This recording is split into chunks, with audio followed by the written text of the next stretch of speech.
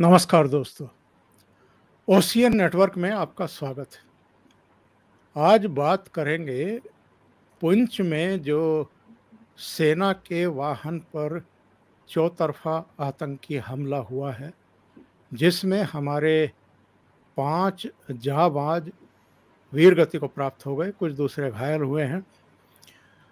इसके पीछे सीमा पार से ही साजिशें रची गई हैं, उन्हीं का किया धरा है। और ये जानकारी मिल रही है कि चूंकि G20 की श्रीनगर में बैठक प्रस्तावित है मई में, इसलिए जो पाकिस्तानी आका हैं, जो पाकिस्तान सरकार है, वो बौखलाई हुई है। हालांकि उनके विदेश मंत्री बिलावल भुट्टो के भी भारत आने की जानकारी मिल रही है, लेकिन ठीक उसी समय जम्मू कश्मीर में घात लगाकर किए गए इस हमले के पीछे की जो बौखलाहट है, जो मानसिकता है, जो मकसद है, वो छिपा हुआ नहीं है।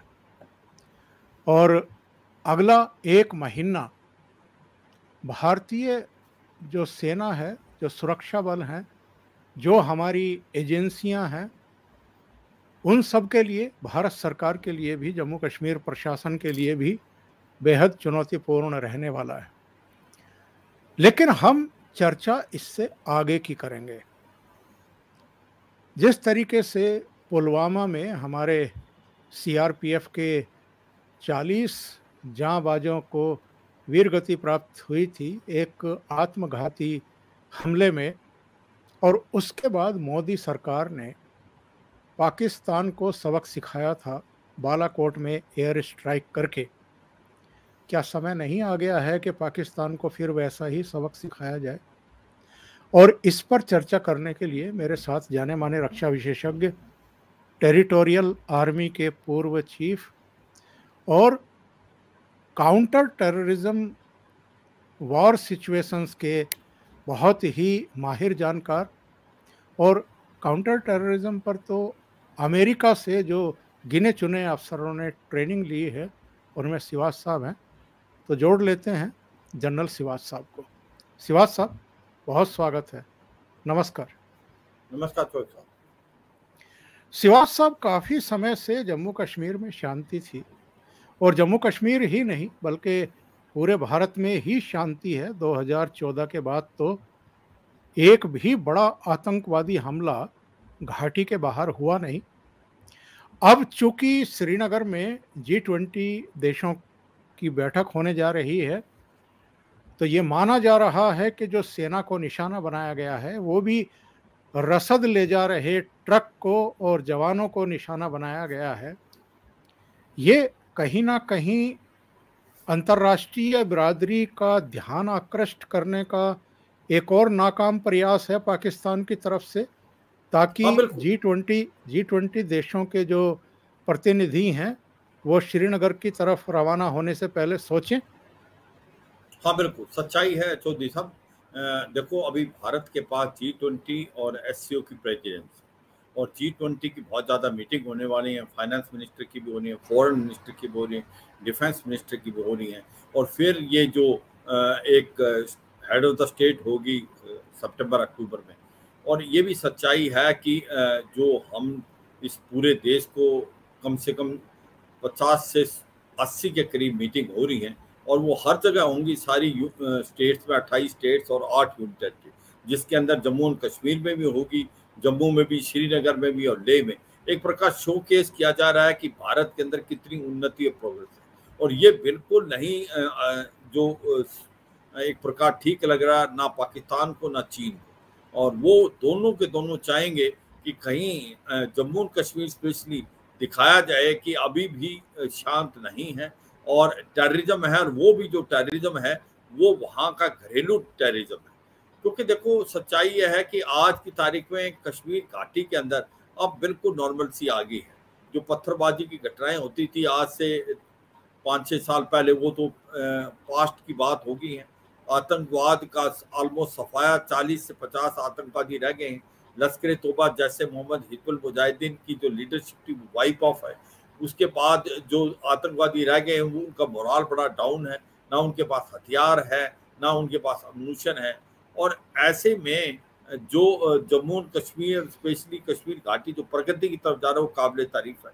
रिकॉर्ड टाइम का टूरिज्म हुआ है, हॉर्टिकल्चर इंडस्ट्री आ रही है वहाँ पर जो एम्स बन रहे हैं, आपके मेडिकल कॉलेज बन रहे हैं, होटल्स बन रहे हैं, और सड़कों का जाल बिछ गया, रेलवे लाइन जा रही है। और ऐसे में जिस प्रकार से एक डेवलपमेंट का माहौल है, उसको मद्देनजर रखते हुए आज की तारीख में पाकिस्तान भी बुखला गया है, और उसको लगता है कि भारत ने अगर मीटिंग कर ली और ये लीडर्स वहां आके देखेंगे, तो फिर ये जो हमारी गेम प्लान है वो जीरो है। क्योंकि जब वो खुद जाके देखेंगे कि सच्चाई जो जम्मू कश्मीर में अमन और शांति है, और भारत का जम्मू एंड कश्मीर कम से कम 70 से 80 साल आगे निकल गया पाकिस्तान का जो illegally occupied Jammu and Kashmir है। और वहां पर डेमोक्रेसी ग्रास रूट लेवल पे है, district development council election, panchayat election, delimitation का प्रोसेस खत्म है, अभी वहां पर असेंबली के इलेक्शन होंगे और फिर उसको स्टेट हो। तो ऐसे में पाकिस्तान कुछ ऐसा करना चाहता है कि दिखाए कि भाई अभी भी ऑल इज नॉट वेल। अब वो आतंकवादी घटनाएं कश्मीर घाटी में तो कर नहीं सकता, क्योंकि वहां पर बिल्कुल जो फौज वो सक्रिय है। अब वो जो साउथ ऑफ पीर पंजाल है, जो कि रजौरी पुंछ का इलाका, वो उसने सिलेक्ट किया है। उसकी वजह है, देखो 3-4 वजह है। एक तो अभी भी बर्फ पड़ी हुई है, north of Pir Panjal passes बंद है, वहां से इन्फिल्ट्रेशन होना बड़ा मुश्किल है। और साउथ ऑफ पीर पंजाल में बर्फ भी कम पड़ती है, जंगल इलाका है, बहुत ज्यादा डेंसली फॉरेस्टेड है, जो पाकिस्तान का कोटली है उसके साथ ही पुंछ मिलता है। और बॉर्डर एरिया जो है 7 से 8 किलोमीटर है, बहुत बड़ी पहाड़ियां हैं, उसके अंदर गुफाएं हैं, छुपने की जगह है, वहां से आना बड़ा आसान है पाकिस्तान से, और फिर कुछ घटना करके वापस जाना बड़ा आसान है। वहां पर ओवरग्राउंड वर्कर्स भी की सपोर्ट मिली है उनको, और स्लीपर सेल भी है, क्योंकि वहां अमन और शांति आ गई थी आज से 7-8 साल पहले ही। तो वहां की जो सिक्योरिटी फोर्सेज है वो भी कम कर दी थी, मगर अब उन्होंने ये देखा है कि ये इलाके के अंदर अब वो कुछ ना कुछ करेंगे, जिससे वो दिखाया जाए कि जो कश्मीर घाटी के अंदर अभी भी आतंकवाद है। और K2 प्लान जो है वो फिट बैठती है, क्योंकि ये जम्मू पुंछ रजौरी पंजाब से मिलता हुआ है, जो खालिस्तान और कश्मीर की बात हो रही। तो ऐसे में भारत को बहुत चौकन्ना रहना पड़ेगा।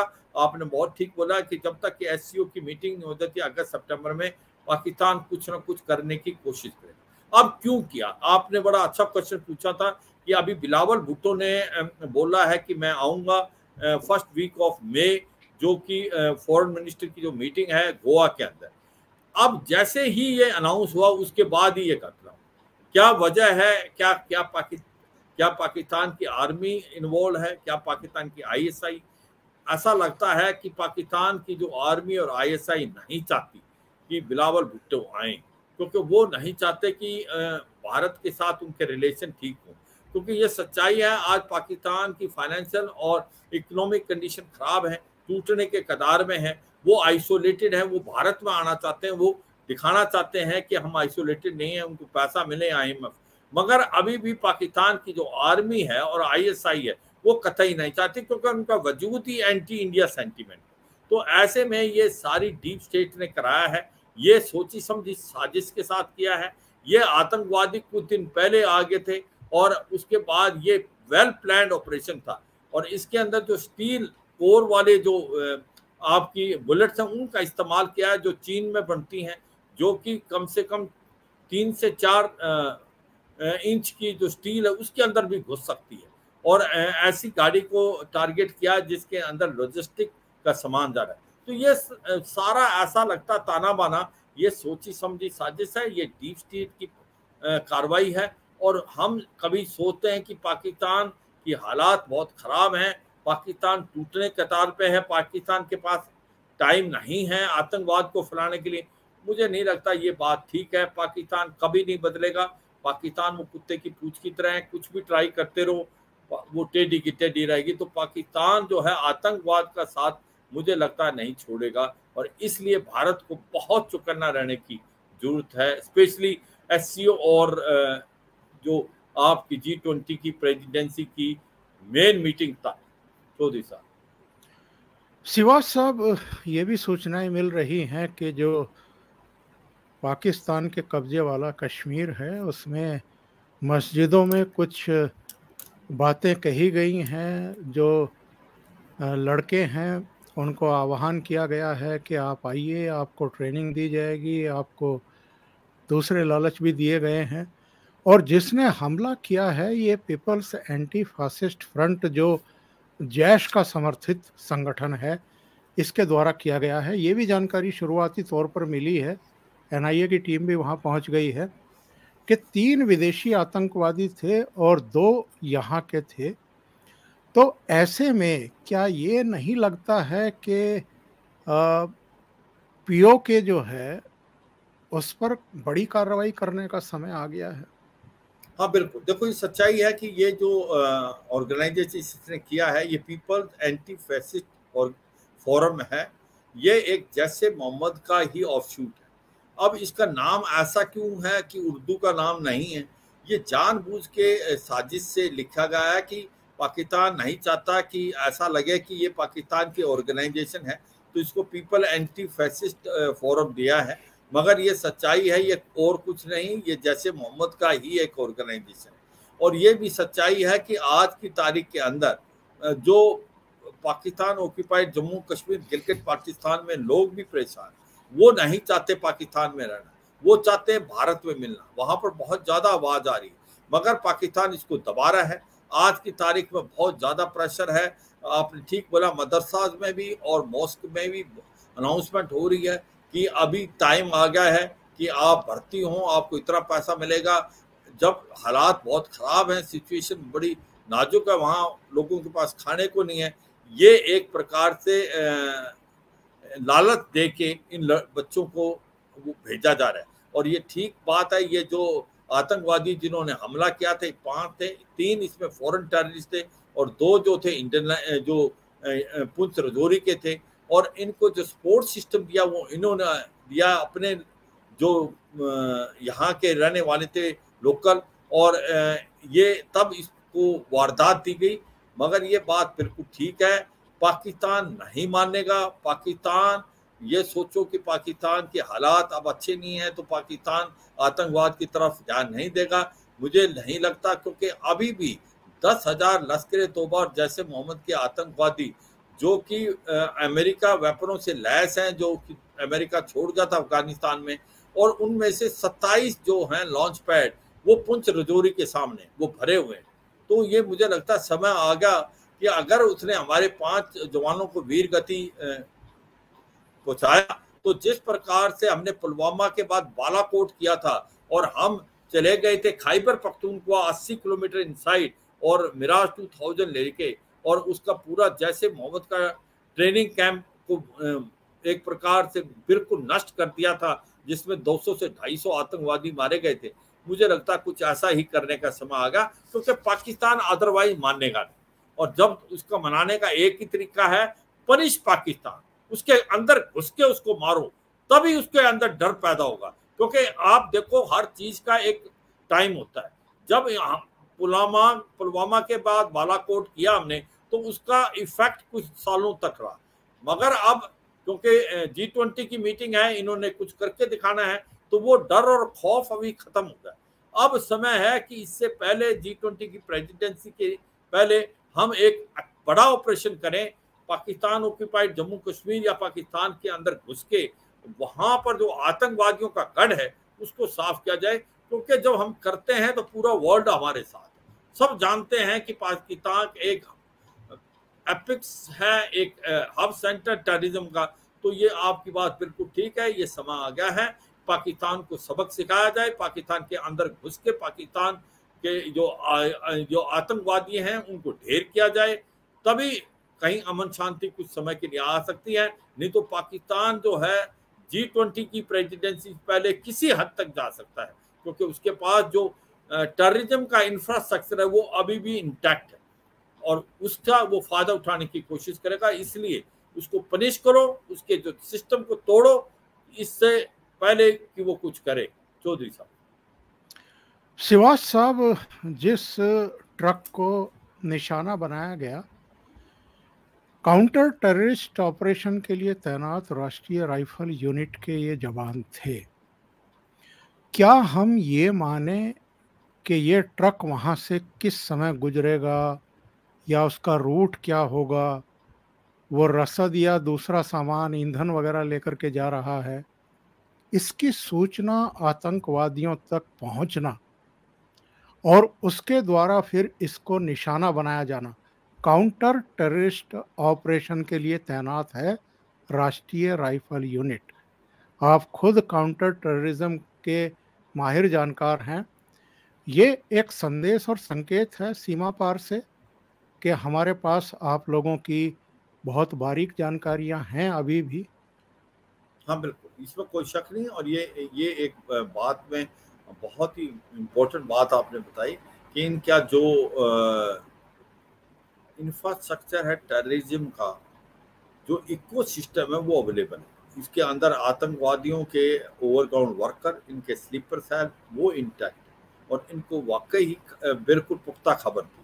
और ये भी सच्चाई है कि जो आपने बताया कि ये राष्ट्रीय राइफल की एक यूनिट है, और राइफल इसमें रोमियो फोर्स वहाँ डिप्लॉयड है, और इसी तरीके से किलो फोर्स भी है, हमारे पास विक्टर फोर्स भी है, यूनिफॉर्म फोर्स भी है, और ये जो रोमियो फोर्स ये राष्ट्रीय राइफल के फोर्स है जिनको सेक्टर हेडक्वार्टर बोलते हैं, उनके नीचे सेक्टर हेडक्वार्टर है, और ये ही लड़ाई लड़ रही है टेररिज्म के अगेंस्ट। तो इस पलटन को सेलेक्ट किया है। मुझे लगता है एक दो जो बातें इसके अंदर हमें पक्का व्यूअर्स को बतानी चाहिए कि जब भी कभी कोई मूवमेंट होती है उससे पहले रोड ओपनिंग होती है, क्योंकि ये रूट जो है ज़्यादा बार इस्तेमाल नहीं होता था। तो एक गाड़ी का इस्तेमाल हुआ, मुझे लगता है वो अगर आप मुझसे पूछो कि क्या वो ठीक था, मैं कहूँगा बिल्कुल ठीक नहीं था। एक गाड़ी अकेले नहीं जानी चाहिए, वहाँ पर पहले रोड ओपनिंग होनी चाहिए। मगर कई बार क्या करते हैं, हम सरप्राइज देने के लिए ऐसी जगह निकल जाते हैं जहाँ किसी ने सोचा भी नहीं, क्योंकि वो रूटीन मूवमेंट नहीं थी। मगर ये सच्चाई है, फिर भी आतंकवादियों को इसके बारे में पूरा पता, और इसलिए उन्होंने वेल प्लान्ड एम्बुश लगाया। और ये एक जो रोड का मोड़ है वहां पर एम्बुश लगा रखा था। ऐसा लगता है कि उनको सारी खबरें हासिल, तो इसलिए हमें बड़ा इम्पोर्टेंट बात हो जाती है कि चौकन्ना रहना पड़ेगा। ये जो इकोसिस्टम है टेररिज्म का, उसको बिल्कुल नष्ट करना पड़ेगा। ये ओवरग्राउंड वर्कर हैं, जो स्लीपर सेल हैं, और बाकी जो इनका इंफ्रास्ट्रक्चर है और इकोसिस्टम, उसको भी बर्बाद करना पड़ेगा गाँव में। इसमें ये कार्रवाई बहुत जरूरी है, क्योंकि अभी तक हमारा फोर्स जो फोकस था नॉर्थ ऑफ पीर पंजाल था। कहीं ना कहीं रजौरी पुंछ के अंदर, इससे पहले कि इसके अंदर ज्यादा आग लगे, तो इसको हमें दूर करना पड़ेगा। मगर ये सच्चाई है कि कहीं ना कहीं हमारी भी खामी रहेगी। एक गाड़ी कैसे मूव की वहां पर, नहीं करना चाहिए था, और रोड ओपनिंग के बगैर। मगर उसके बावजूद हो जाता है, गाड़ी मूव कर जाए, पता नहीं चलता। उसकी खबर लगना, टेररिस्ट को पुख्ता इंफॉर्मेशन होना टाइमिंग के हिसाब से, और इसलिए उन्होंने वेल प्लान एम्बुश लगाया और उन हथियारों का इस्तेमाल किया जो हथियार जो हैं एक प्रकार से चीन के हैं, जो कि एक ये स्टील कोर, और एक सुनने में ये भी आया जिस प्रकार से आग लगी है उस गाड़ी में, वो ऐसा लगता है एक स्टिकिंग बॉम्ब होता है, उसका भी इस्तेमाल किया है, क्योंकि वो स्टिक कर जाता है गाड़ी के साथ, और फिर टाइमर होता है, फिर उसमें धमाका होकर आग लग जाती है, ऐसा भी लगता है। तो ये सच्चाई है। इसको ये वेल प्लान्ड ऑपरेशन था, इसकी खबर थी। इसका मतलब जो इकोसिस्टम इनका काम कर रहा है, ये हमारे लिए कंसर्न की बात है, हमें इसको दूर करना पड़ेगा। दूसरा जो बात करें चौधरी साहब, आप कहो ना करो, आपको पाकिस्तान के अंदर दोबारा घुसना पड़ेगा। बालाकोट 2.0 करने का टाइम आ गया। जब तक आप उसके घर के अंदर घुस के नहीं मारेंगे, पाकिस्तान नहीं सुधरने वाला। पाकिस्तान को जब बालाकोट में मारा, वो पहले तो मना करता रहा, मगर फिर उसको बहुत डर लगा, और फिर उसने कम से कम 1.5-2-3 साल नहीं करता। मगर अब समय आ गया है कि हम बालाकोट 2.0 करें, पाकिस्तान के अंदर घुस के पाकिस्तान के जो आतंकवादियों का गढ़ है उनको बर्बाद करें। तो बहुत बहुत धन्यवाद श्रीवास्तव। ओशियन नेटवर्क के लिए इतना समय निकालने के लिए और एक बहुत महत्वपूर्ण मुद्दे पर चर्चा करने के लिए। Thank you so much. नमस्कार। नमस्कार चौधरी साहब। जय हिंद। जय हिंद सर।